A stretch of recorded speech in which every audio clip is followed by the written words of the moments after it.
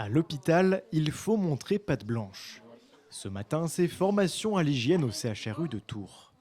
On a 7 étapes à respecter. On fait d'abord les mains par-dessus, ensuite on fait entre les doigts, après c'est les phalanges. Et même si j'ai pas de projet pour l'avenir dans la médecine, on sait jamais ce qui peut arriver et ça fait toujours de la culture générale en plus en fait.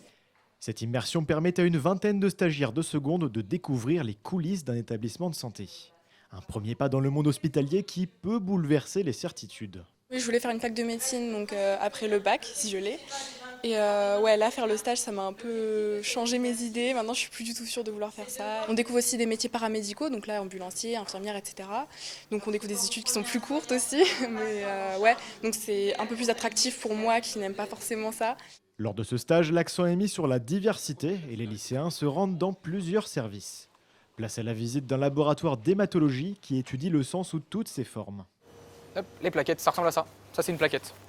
Je vous ai mis des lymphocytes, vous voyez, et donc ça, ouais, c'est des cellules qui sont pas très jolies. Et donc ça, on appelle ça des blastes. J'essaie de leur expliquer un petit peu comment ça fonctionne, de manière très simple, très ludique, pour leur donner envie de devenir technicien plus tard, pourquoi pas.